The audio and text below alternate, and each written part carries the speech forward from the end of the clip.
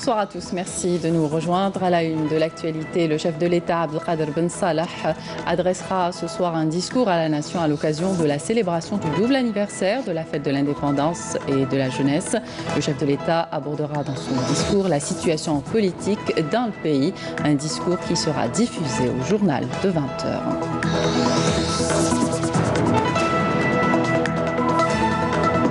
Justice, report au 10 juillet du procès de l'homme d'affaires Kamel Chikhridi El Boucher. Dans l'affaire des conservateurs fonciers et dans l'affaire du groupe Mazouz, les deux ex-premiers ministres Ahmadou Yahya et Abdelmalek Sellel ont rejoint la prison d'El Harrach après avoir comparu aux côtés des deux anciens ministres Abdelghani Zalen et Youssef Yousfi ainsi que le propriétaire du groupe privé Mazouz.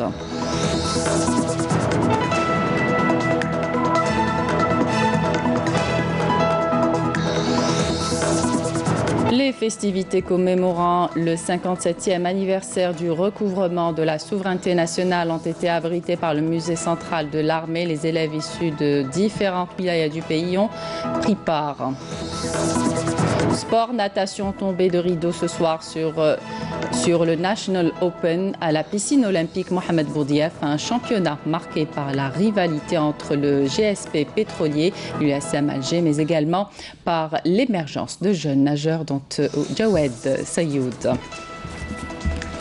Bienvenue à tous. Le chef de l'État, Abdelkader Ben Salah, adressera ce soir un discours à la nation à l'occasion de la célébration du double anniversaire de la fête de l'indépendance et de la jeunesse. Le chef de l'État abordera dans son discours la situation politique dans le pays, notamment la nouvelle approche d'accompagnement du dialogue jusqu'à l'élection présidentielle. Un discours qui sera diffusé au journal de 20h.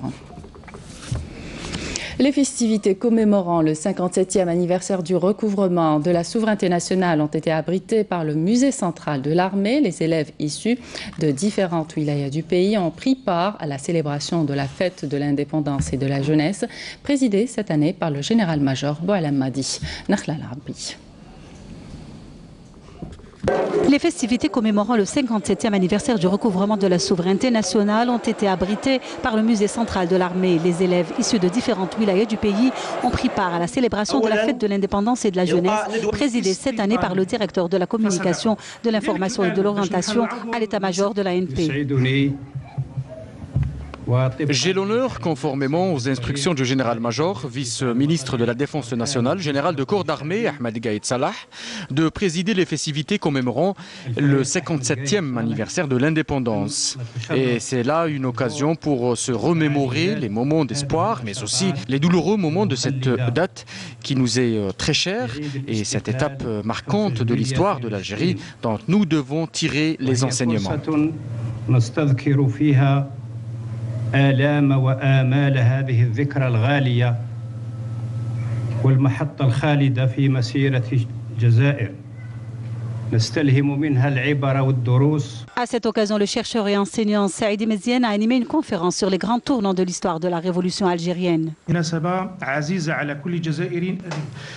Il s'agit d'une date anniversaire chère à tous les Algériens, date de recouvrement de la souveraineté nationale. Il est important d'insister sur le vocable de recouvrement en référence à cette déclaration du 1er novembre. Donc l'objectif premier de la guerre de libération, en l'occurrence, était la réédification d'un État algérien. La conférence a été suivie par un chant patriotique.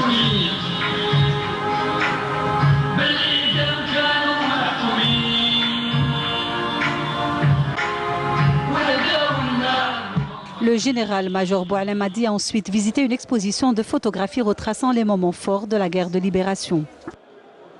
Et dans le cadre des festivités commémorant le 57e anniversaire de la fête de l'indépendance et de la jeunesse et en application des orientations du haut commandement de l'armée nationale populaire, le général-major Ali Siden, commandant de la première région militaire, a présidé la cérémonie de baptisation de l'établissement ministériel de réserve générale et d'intendance au nom du shahid Yerlef Omar, et ce en présence des cadres et officiers de l'institution.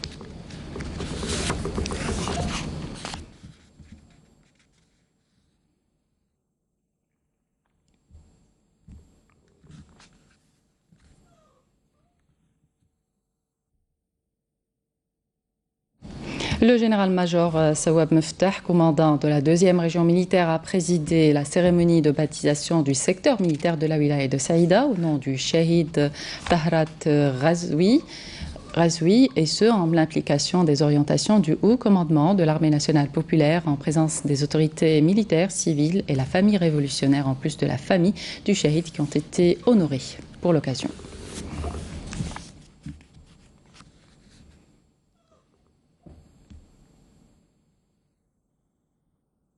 Et pour la même occasion, le général-major Leshrema Abdelkader, chef du département transmission en système d'information, a présidé la cérémonie de baptisation de la caserne de direction de projet de réalisation d'un système de télécommunication d'infrastructure Al-Harrach en première région militaire au nom du Shahid Dib Boualem.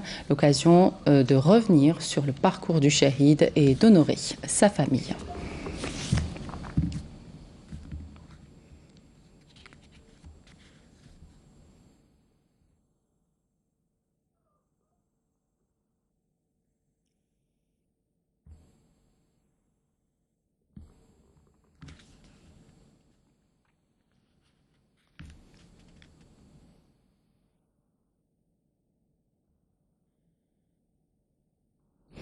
Justice à présent, le juge au pôle pénal spécialisé dans les affaires de corruption près le tribunal de Sidi Mohamed à Alger a décidé aujourd'hui de reporter au 10 juillet le procès de l'homme d'affaires Kamel Chiridi El Boucher dans l'affaire des conservateurs fonciers. Ce report pour la 3e fois consécutive intervient à la demande de l'avocat de la défense de l'un des prévenus. Le prévenu Kamel Chiridi en détention provisoire avec 12 autres accusés est poursuivi dans 4 affaires dont celle de trafic de cocaïne qui n'est pas encore enrôlé selon la source judiciaire. Justice toujours, les 2 ex-premiers ministres Ahmadou Yahya et Abdelmalek Sellel ont rejoint la prison d'Al-Harrach après avoir comparu dans l'affaire du groupe Mazouz aux côtés des 2 anciens ministres Abdelghani Salan et Youssef Yousfi ainsi que le propriétaire du groupe privé Mazouz, Ahmed Mazouz, que le juge d'instruction a décidé de placer en détention provisoire à la prison d'Al-Harrach.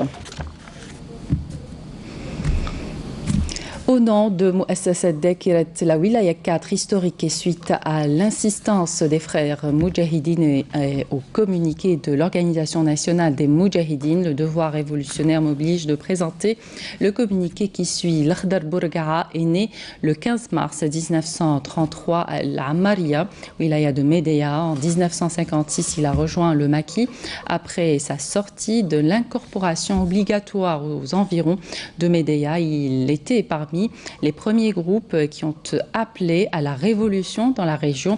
Si l'Akhdar Bourga'a a occupé plusieurs postes de responsabilité, il était responsable de la Katiba Zoubiria. Il a mené avec sa Katiba plusieurs opérations héroïque contre l'armée française. Il a été ensuite responsable de la 4e zone de la 2e région de la Wilaya 4 entre 1956 et 1960 selon la hiérarchie de la Wilaya 4 historique.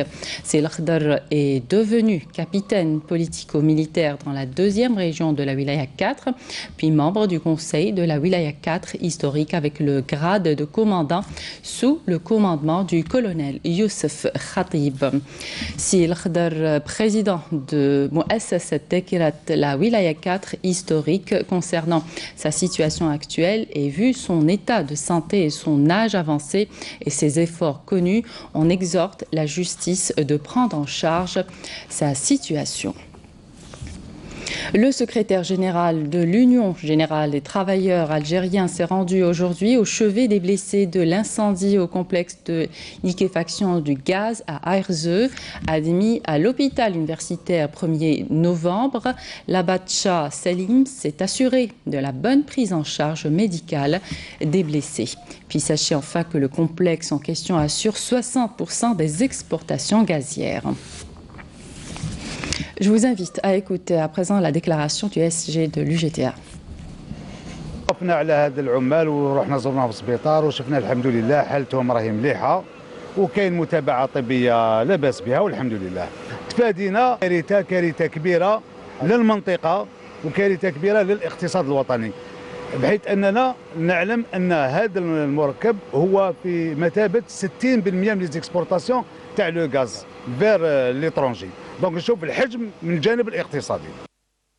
Portes ouvertes sur la cimenterie de Meftah du groupe public JICA, une usine qui produit près de 1,3 million de tonnes annuellement. La conjoncture économique difficile que traverse le pays risque de ralentir la production, mais aussi les ventes. Le groupe se rapproche de sa clientèle pour plus d'écoute et pour se redéployer. Reportage Abdelmajid Benrassi. La crise du ciment est certes derrière nous, surtout depuis les efforts entrepris par le secteur public dans la réalisation de cimenteries. À lui seul, le groupe JICA compte aujourd'hui 14 usines qui produisent quelques 17 millions de tonnes annuellement, sans oublier le secteur privé qui produit presque les mêmes quantités.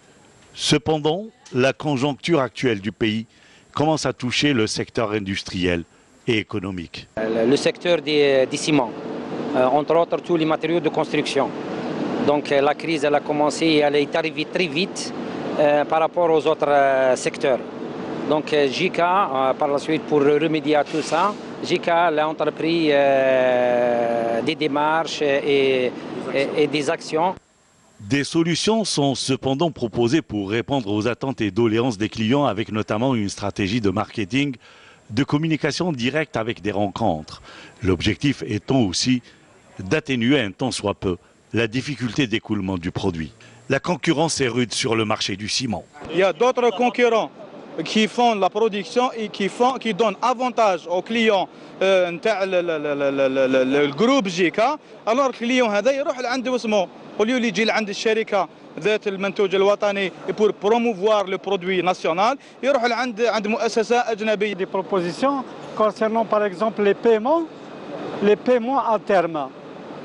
Ça, le can ils vont l'appliquer, ça va nous rendre énormément de services. Donc JICA peut intervenir ici par l'application des paiements à terme, moyennant peut-être qu'elle est sur un projet d'assurance crédit pour les gros clients, donc pour les aider en ce sens. Aussi diversifier le produit, donc on est sur la diversification du produit. Produire, c'est bien pour satisfaire une clientèle toujours plus importante, mais il faudrait aussi respecter les normes environnementales. Nous nous sommes rendus dans la cimenterie de Meftah à une vingtaine de kilomètres au sud-est d'Alger. Certainement, il y avait des réclamations de la part de nos riverains et actuellement, nos rejets en matière de poussière, et c'est aux alentours de 10 mg par nanomètre cube, qui est en dessous largement de la norme algérienne, qui est plafonnée à 300 mg. En un mot, une entreprise réellement citoyenne.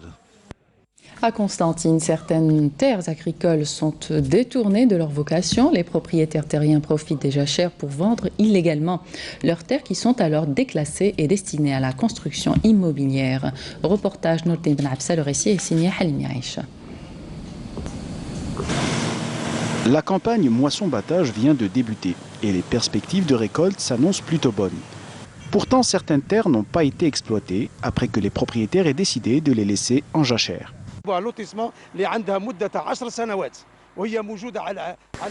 Ils veulent en faire un lotissement. Cela fait près de 10 ans qu'elle est dans cet état. Ce terrain agricole peut donner de 30 à 40 quintaux à l'hectare.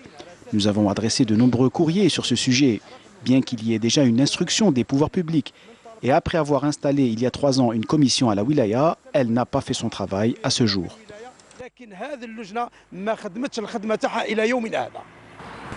Le but final est donc de laisser les terres se dégrader jusqu'à être déclassées et vendues en tant que terrain constructible, à l'exemple de ces nouvelles constructions dans le cadre du nouveau plan d'occupation des sols. Nous avons enregistré 4 cas au lieu-dit El Merij, Le Gouari, Wadi Yagoub et El Khroub. Sur une superficie globale de 312 hectares, nous avons adressé des avertissements et en cas de non-réponse, des avertissements administratifs seront adressés avant la récupération des terres.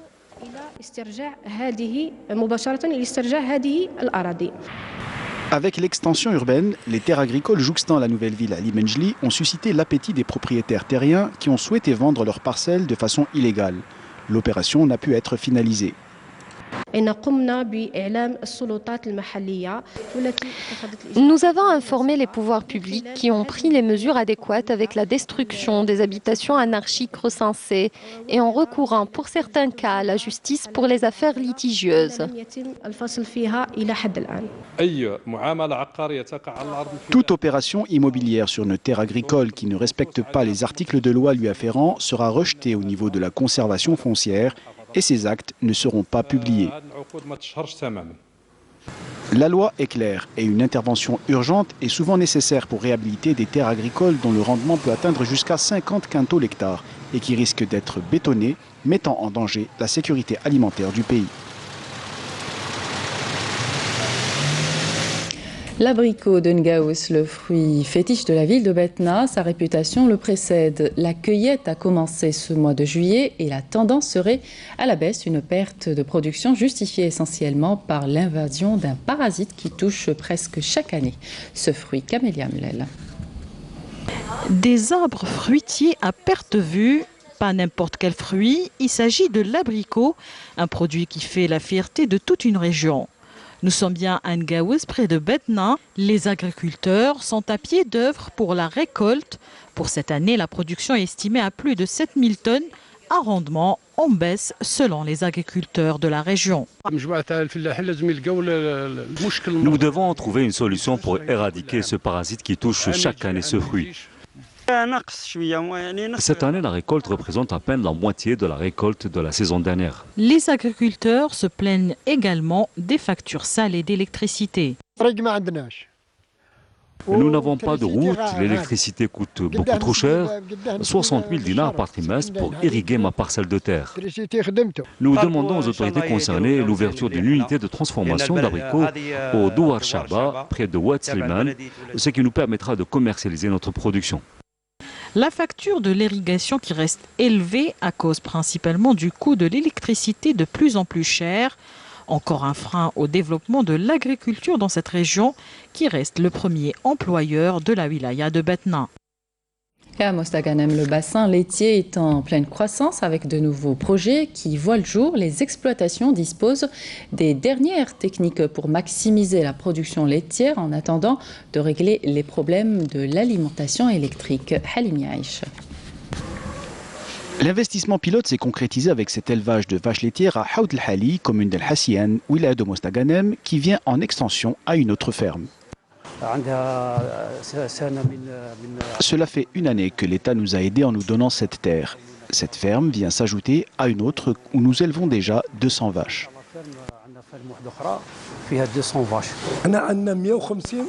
Ici, nous aurons 150 vaches laitières. Il y en a maintenant 40 et les autres seront là au mois d'octobre. Il y a juste un problème d'électricité.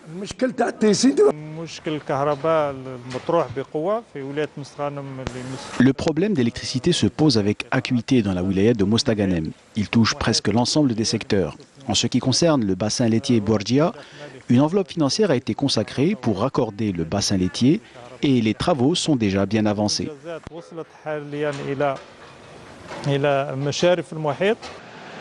D'autre part, la production de foin pour alimenter les vaches se fait grâce à des techniques hydroponiques dans la commune de Fernaka.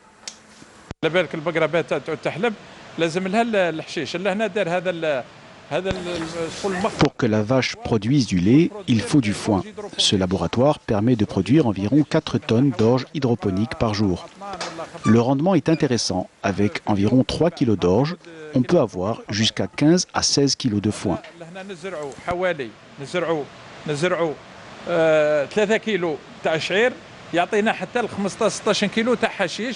تم اعتماد 59 مشروع استثماري. 59 projets d'investissement ont été validés. 28 ont effectivement démarré sur le terrain. 3 projets sont supervisés et on a assisté à la sélection des vaches. 9 autres projets sont en cours de démarrage. À Mostaganem, 22 contrats de performance ont été annulés et plus de 630 hectares de terres agricoles ont été récupérés à Haoud el-Hali, dans la commune d'El Hassian. Un projet de réalisation d'une station d'épuration des eaux usées au profit des habitants des villages de Territ et Brika est en bonne voie. Cette station sera d'un grand secours pour l'oasis de Territ où 6 villages de la ville déversent quotidiennement leurs eaux usées. Naïm Ashkshek. Une station d'épuration des eaux usées est en perspective à Tarit, dans la wilaya de Béchar. D'une enveloppe financière de 27 milliards de centimes, les travaux de cette station sont à 95% de réalisation. Beaucoup de retard dans la réalisation, mais enfin, bientôt la livraison attendue. Cette station d'épuration traitera 20 000 mètres cubes d'eau usée dans les communes de Tarit et de Brika. كل القرى أي القرى الست بالنسبة لبلدية تغيت كل المصبات بالنسبة للمياه المستعملات تصب في الواحة. Tous les villages de la commune de Tarit, qui sont au nombre de 6, déversent leurs eaux usées dans l'oasis. Mais cette nouvelle station, qui sera livrée dans 2 ou 3 mois, elle est dédiée uniquement aux villages de Tarit et de Brika.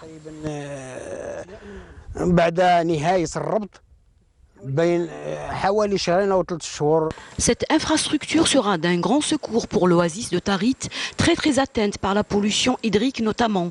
Une pollution qui a carrément meurtri énormément de palmiers.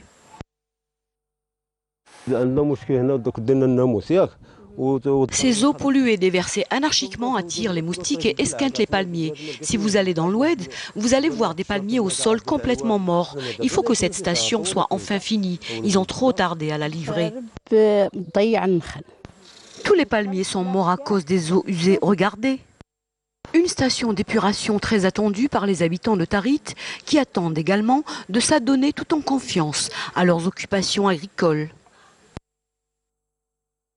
À l'occasion d'une journée de sensibilisation sur la prévention des intoxications alimentaires qui s'est tenue aujourd'hui, il a été décidé de la création prochaine de l'Agence nationale sanitaire des aliments qui se chargera de la mise en place du management et du contrôle de la qualité des aliments et d'un réseau d'alerte placé sous tutelle du ministère du Commerce. Et puis sachez justement que parmi les maladies les plus fréquentes en été, c'est l'intoxication alimentaire. Les associations de protection des consommateurs tirent la sonnette d'alarme. Nous avons suivi les agents de contrôle de la qualité et de la répression des fraudes. Le défaut d'hygiène est la première infraction constatée. Reportage Hasna Zoubiri, Samia Bouarour. Chaque année, des milliers de cas d'intoxication alimentaire sont enregistrés en Algérie et ce sont les fast-foods et les fêtes familiales qui sont souvent à l'origine des intoxications. La médecine, la santé publique ne fait que recevoir les défaillances. C'est le résultat des défaillances des autres secteurs. Nous, dans notre pays, par exemple, on prend une pratique, les mariages. En plus de la sensibilisation, il faut contrôler sur place. Pour organiser une fête, il faut une autorisation. Moi, je trouve que pour organiser une fête et fournir des repas, il faut également une autorisation des autorités sanitaires. Les associations de protection de consommateurs ne cessent de tirer la sonnette d'alarme sur les comportements adoptés par le citoyen. Vu que notre culture de consommation, elle n'est pas développée, beaucoup d'Algériens se font du mal eux-mêmes. D'abord, tous les achats qu'on fait, ils ne sont pas organisés.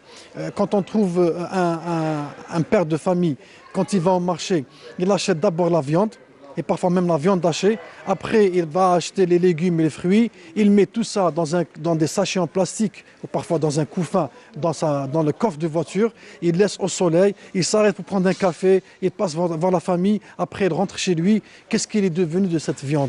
Elle s'est chargée de microbes et de bactéries. Depuis le début de la saison estivale, les services de contrôle de la qualité et de la répression des fraudes multiplient leurs sorties. Nous les avons accompagnés. Résultat, le défaut d'hygiène demeure la première infraction constatée.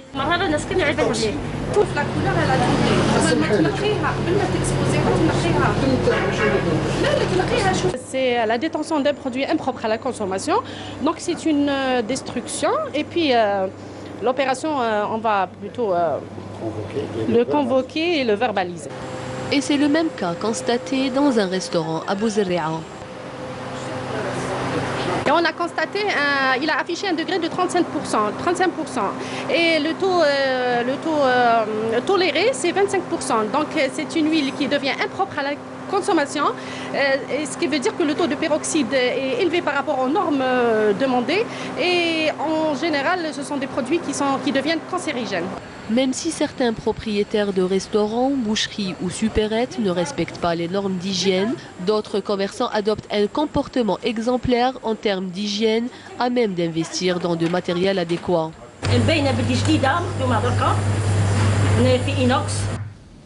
Au plan sécuritaire, des détachements de l'armée nationale populaire en coordination avec des éléments de la gendarmerie nationale ont arrêté hier 5 éléments de soutien au groupe terroriste suite à des opérations distinctes menées à Renchla et Tébessa.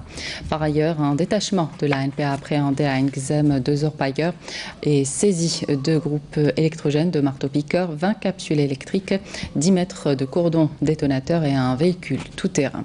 Par ailleurs, un détachement de la NPA a intercepté à Tindouf 4 individus à bord de 2 camions chargés de 1660 litres de carburant destinés à la contrebande, tandis que des gardes-côtes ont saisi 2 appareils de pêche illégale de corail à El Qala.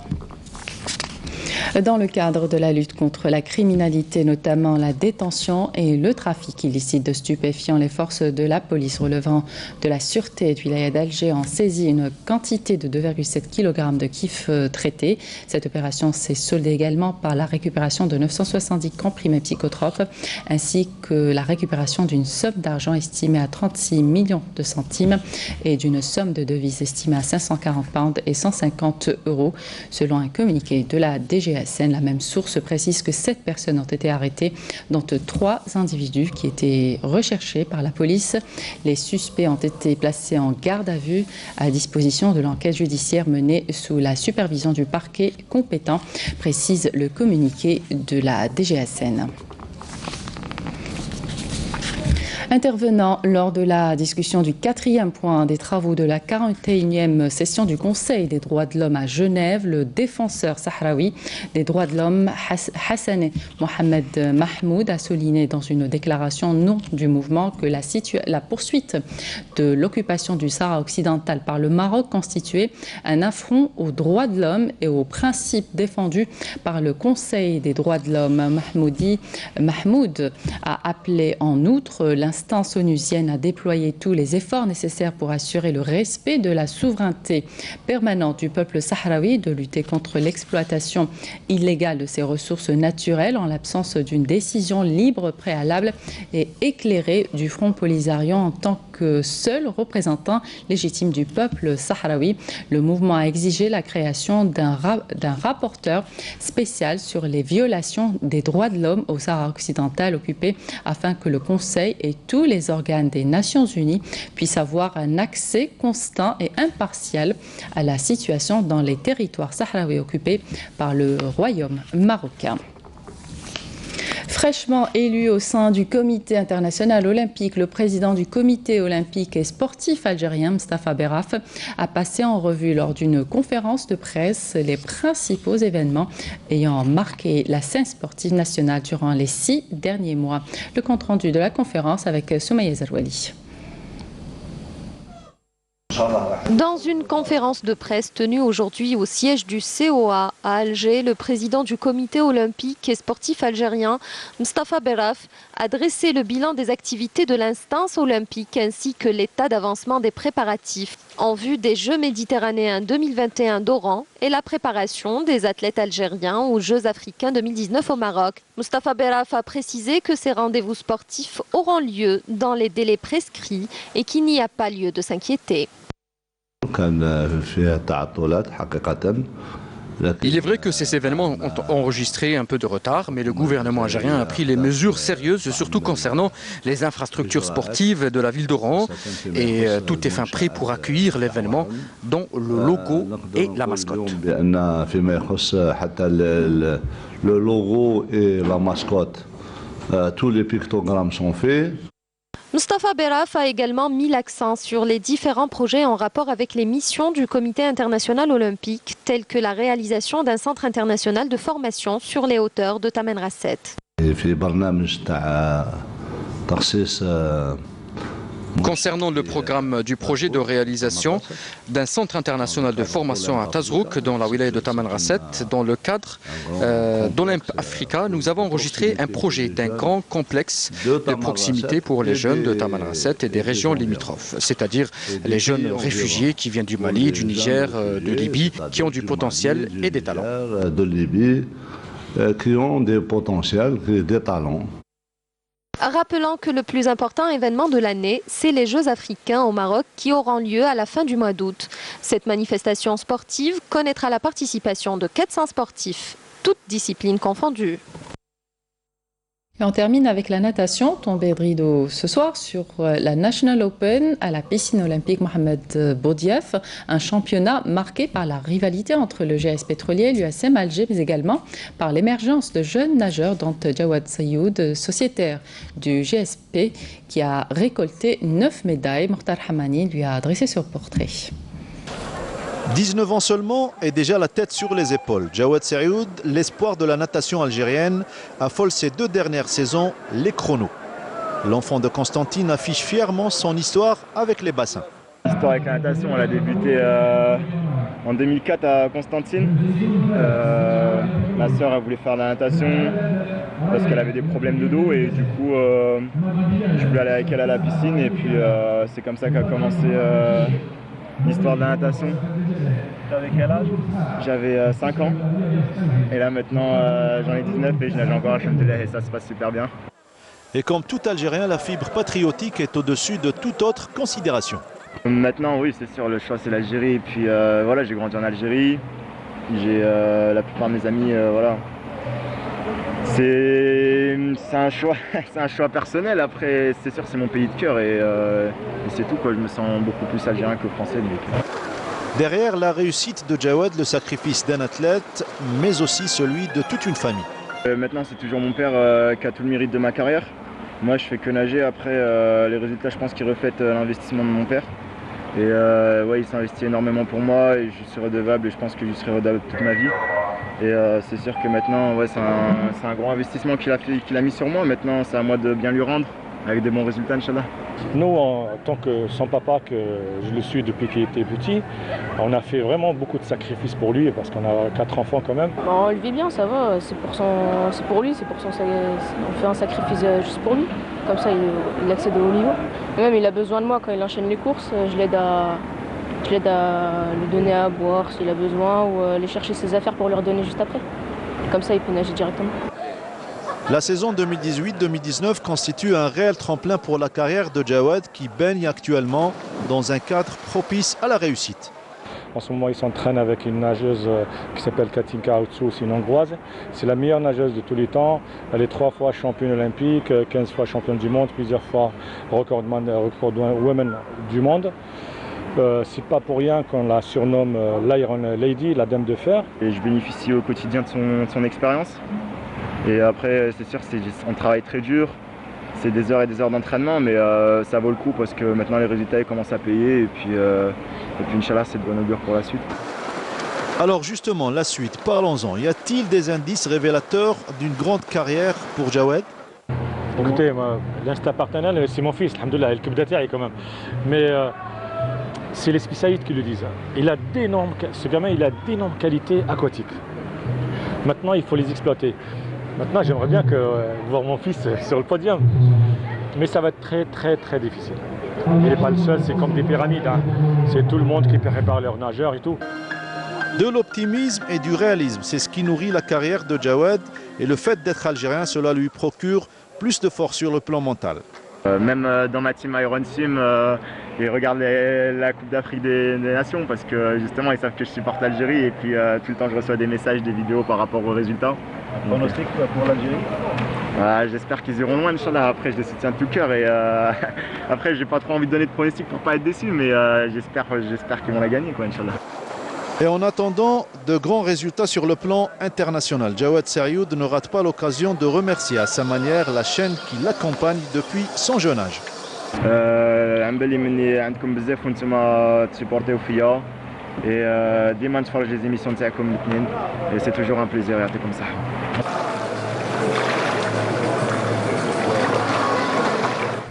Et avant de se quitter, je vous rappelle que le chef de l'État, Abdelkader Ben Salah, adressera ce soir un discours à la nation à l'occasion de la célébration du double anniversaire de la fête de l'indépendance et de la jeunesse. Le chef de l'État abordera dans son discours la situation politique dans le pays, un discours qui sera diffusé au journal de 20h.